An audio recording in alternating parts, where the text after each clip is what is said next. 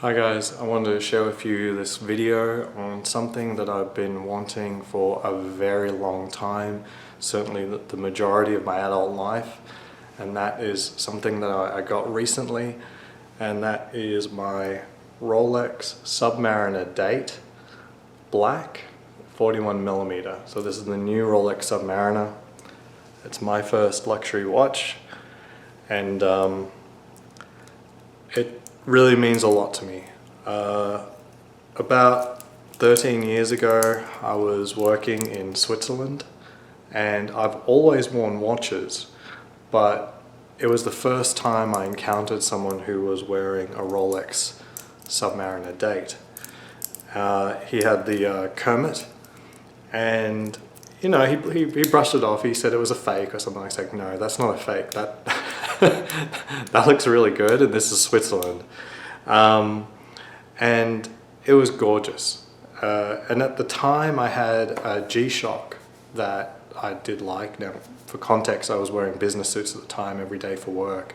And so the GShock that I bought in college, while it did mean something for me, and I bought it to celebrate the first time I got a check from a client for doing software engineering work for their company, it did have that sentimental attachment, but ultimately it was a watch that, in comparison, I began to absolutely loathe. It had these blue plastic highlights that just didn't fit well. I mean, yes, it was a G-Shock and I was wearing a suit and tie every day.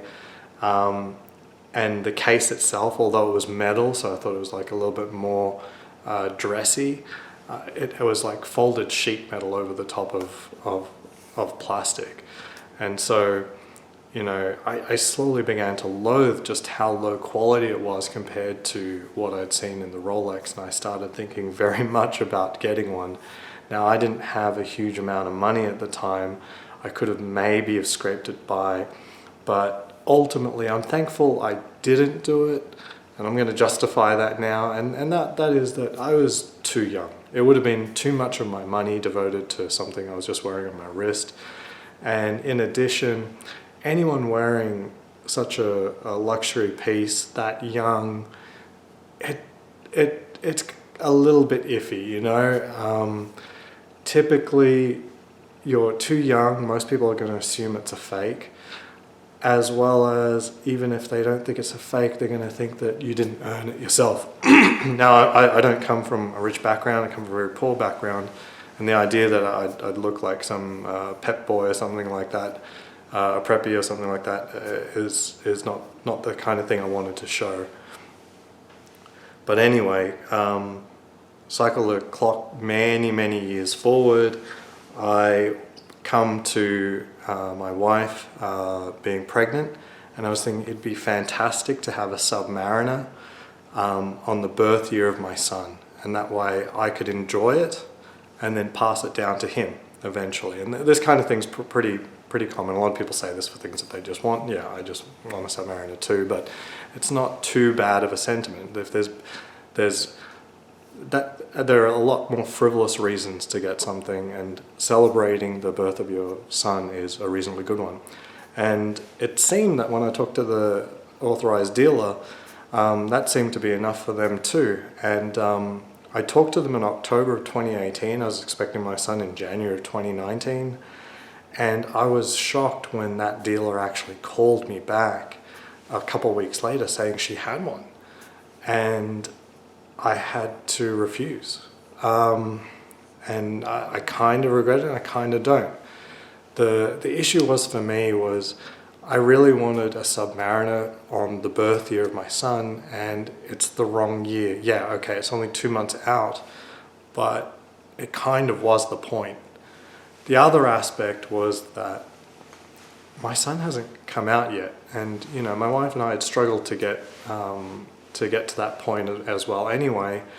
And you know, I always hope for the best, prepare for the worst, and part of like the worst is like, you know, something could happen to the baby. It's completely possible. And if I'd purchased the watch prior to, you know, something that would be worth celebrating, I thought I would just hate that thing forever. Like, I'd want to get rid of it, you know. Okay, maybe I wouldn't lose much money, but I just didn't want that kind of burden hanging around, or even the potential of it. You know, it's kind of like a bad omen to some extent, like buying a trophy before you've actually succeeded, you know.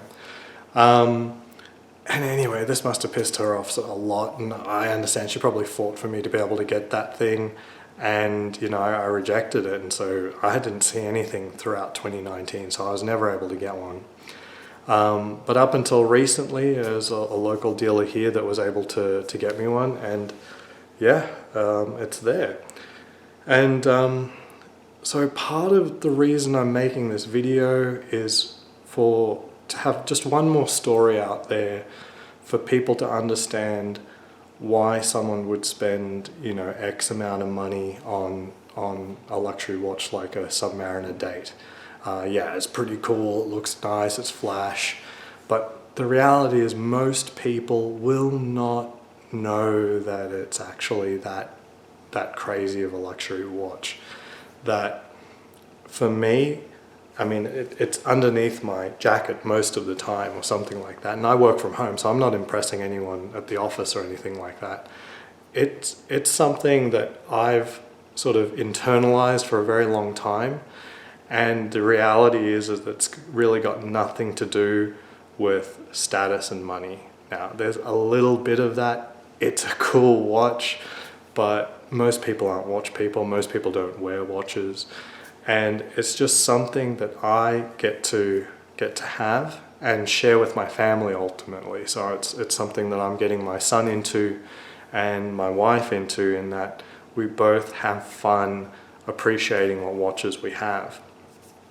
Now, whether it be like a Seiko, a Citizen, or a Casio, or a Rolex, a lot of watches are beautiful things, and it really just plays into, you know, sort of like the everyday carry type stuff, although it's probably the most beautiful part of EDC, unless you've got like a really nice knife.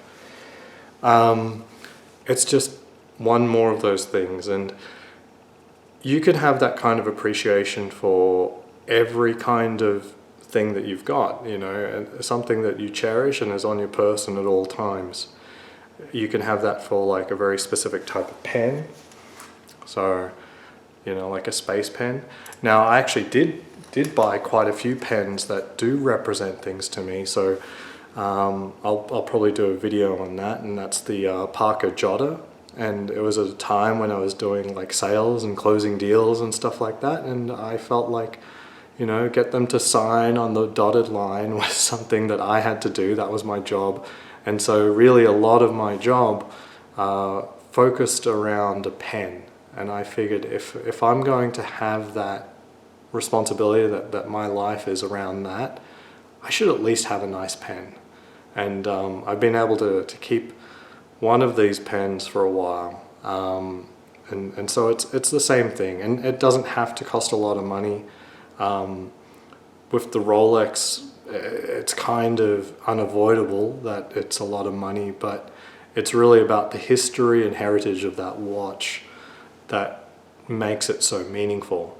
It is kind of unfortunate that more people don't get to enjoy it, but some people say, oh, that's part of the specialness. And I guess because the journey for me was like 13 years, yeah, it's special. All right. Until next time, see you around.